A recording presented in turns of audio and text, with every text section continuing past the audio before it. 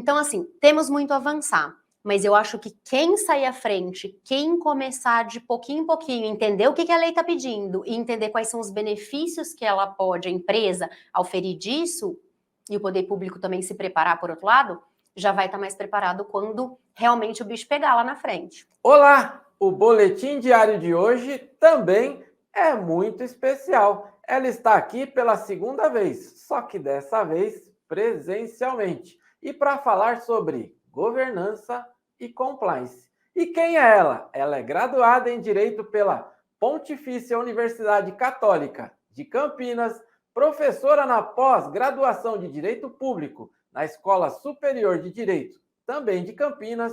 Já foi diretora jurídica e de compliance e governança corporativa de uma empresa estatal. E também possui um MBA em compliance e gestão de riscos.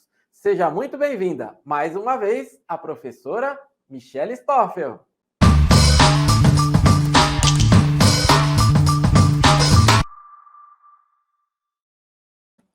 Olá, Ricardo, tudo bem?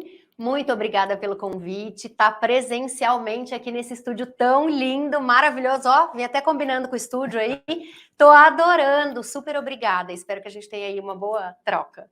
Com certeza teremos, e aqui eu já tenho que adicionar aqui, viu, pessoal? Ela também é uma super simpatia, e vocês vão ver aqui o decorrer dessa entrevista, que eu já faço questão, Michele, de frisar que é a segunda vez que estamos conversando. Porém, o nosso papo começou lá, sei lá, 2018, 2017, não me recordo, mas eu lembro que você foi a primeira pessoa que eu ouvi falar sobre compliance e governança. Eu faço questão de registrar isso, porque há muito tempo atrás você já falava sobre esse tema. E aproveitando aí, estamos completando agora, né, um ano de 14133, eu queria ver aí a sua visão, né, referente à evolução do tema compliance e governança após um ano aí de 14133. Por favor, o espaço é seu. Obrigada, Ricardo. Nossa, quanto tempo, hein? Esses dias eu estava vendo o calendário e falei, nossa, essa lei já vai fazer um ano. E o que a gente... Parece que foi ontem, né? Como que a gente evoluiu? Eu acho que a gente evoluiu ainda muito pouco em relação à implementação das questões de compliance, de governança corporativa que tem na lei, que são super interessantes, são em alguma medida um pouco arrojadas, porque eu acho assim, a gente vinha de um cenário em que a gente não tinha muitas legislações sobre compliance e governança, especialmente nas relações entre o público e o privado.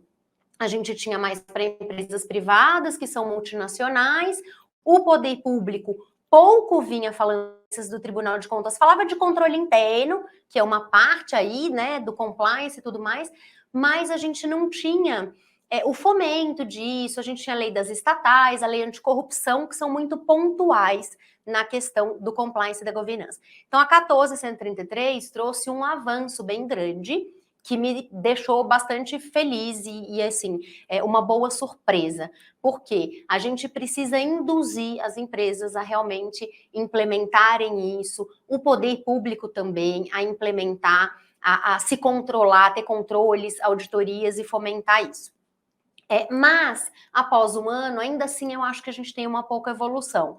Mas, o que é totalmente normal. Primeiro porque a lei, ela não está plenamente sendo aplicada. Os órgãos públicos, eles podem escolher durante 2 anos, né? Se eles vão aplicar 8.666 ou a lei nova, eles podem aplicar as duas, inclusive. Para um processo de contratação uma, um processo de contratação a outra. Então, isso ainda, eles ainda estão testando coisas. Então, nesse teste, o compliance está ficando um pouco de lado, porque tem outras coisas mais relevantes para testar aí, né? Os serviços, os projetos, o planejamento das licitações, que estão bem mais desenvolvidos nessa lei nova. Então, eu acho que a gente avançou pouco, mas eu acho que daqui a pouco isso vem com força total, porque a gente já vê edital de licitação, por exemplo, pedindo declarações de empresas, por exemplo, vamos pegar uma área aí do compliance, que é a Lei Geral de Proteção de Dados. Não vou nem discutir se isso é bom ou ruim, está certo o poder público induzir e fomentar isso, mas a gente já está vendo editais de licitação pedindo declarações de que a empresa privada tenha uma adequação, tenha um lastro ali de integridade dentro da sua empresa para poder se relacionar com o poder público. Eu acho que vai evoluir muito mais, especialmente quando a lei realmente entrar em vigor totalmente, né? Então vamos esperar 29 de janeiro, março de 2023, que é quando é o último dia que a gente pode aplicar a Lei 8.666. Dali para frente, aí, regras novas, jogo novo. Acho que a gente vai começar a ver bem mais isso. Mas as empresas que estiverem bem preparadas, hoje já, e a gente vê, eu já tenho clientes no escritório nessa área que só participa de licitação, que estão falando, Michele, estou precisando disso, já estou vendo edital, já estou vendo uma movimentação. Então, quem sair à frente, porque o compliance na lei nova, né, ele serve como critério de desempate na licitação. Então, hoje você já pode se beneficiar com isso tendo um programa de compliance. Ele serve de redução da pena na hora da dosimetria da pena, quando o gestor está avaliando que pena aplicar para você, ele vai, como um dos critérios, além de considerar a gravidade da infração, além de considerar se há atenuantes ou não, ele vai considerar a existência de um programa de compliance como uma possibilidade para baixar sua pena. O compliance também é uma forma de você se reabilitar após ter uma pena aplicada para você. Então, você teve uma pena grave de declaração de inidoneidade, você teve uma pena por fraude na licitação, especialmente fraude em licitação e ato de corrupção, essas duas infrações, elas vão gerar a obrigatoriedade de você implementar um programa de compliance para poder se considerar reabilitado, para voltar a participar de licitação. Então, daqui a pouco, quando a lei estiver plenamente vigente e só ela, isso vai começar a ser bem mais discutido. Além das compras de grande vulto, compras, obras e serviços de grande vulto, né? Que aí a gente vai ver também como que isso vai ser regulamentado pelos municípios e estados. Na lei nova, tá aqui, obras de grande vulto são acima de 200 milhões de reais. Agora fala para mim, que município faz isso? Aí você vai exigir das empresas que participam dessas licitações, programa de compliance instituído dentro dos próximos 6 meses do contrato. Essas são as regras que a lei nova traz em relação ao compliance. Nem vou dizer da governança, porque eu acho que assim, primeiro as pessoas vão enxergar isso, que eu falei, esses momentos aqui, e vão implementar os programas de compliance muito timidamente, com códigos de conduta, regras internas, algum treinamento ou outro, um canal de denúncia, e aí depois elas vão começar a entender o que é governança. Porque são conceitos, né, Ricardo, muito novos ainda, eu acho, para a população brasileira, assim. Não é uma coisa que está introjetada na nossa cultura, a gente não tem o fomento de cultura, de uma cultura ética, assim, até pela nossa história, né? Eu acho, se a gente for pensar, né? Sim. Desde quando os portugueses chegaram aqui e tal. Sim, verdade. A gente não tem. Então, assim, temos muito a avançar. Mas eu acho que quem sair à frente, quem começar de pouquinho em pouquinho, entender o que a lei está pedindo e entender quais são os benefícios que ela pode, a empresa, oferir disso, e o poder público também se preparar, por outro lado, já vai estar mais preparado quando realmente o bicho pegar lá na frente. Exatamente. E eu faço questão aqui de frisar como dica também, se você que está aqui nos acompanhando, seja gestor público, seja você licitante, se você tem dúvidas do quanto a professora Michele respira o tema governança, o tema compliance, não deixe de seguir, aqui está aparecendo aí embaixo, todas as redes sociais, e aí vocês já começam a entender o quanto ela respira essa temática aí. Professor, eu quero aproveitar, o tempo não está nos ajudando, né? Mas eu gostaria muito que você frisasse aqui, porque você comentou, e pode ser que passou desapercebido, principalmente para o nosso público de licitantes aqui, referente a algumas declarações, né? Chamar atenção até aqui, essas declarações nos editais, que tem muita gente assinando, levando para o chefe assinar, o chefe está assinando e não faz ideia do que está fazendo ali. Então, que você pudesse talvez frisar aqui para nós, né? Chamar a atenção do nosso público sobre isso. Por favor, professor. Com certeza, mencionei até um caso, né, de um edital que eu vi, que se exige uma declaração de que a empresa está adequada à Lei Geral de Proteção de Dados. Proteção de dados é uma das vertentes do compliance dentro de uma empresa, né? Então, a empresa vai assinar, e a empresa me questionou, né? Cliente questionou, vou assinar, tal, não sei o que. Eu falei, nossa, mas olha o perigo aí de você.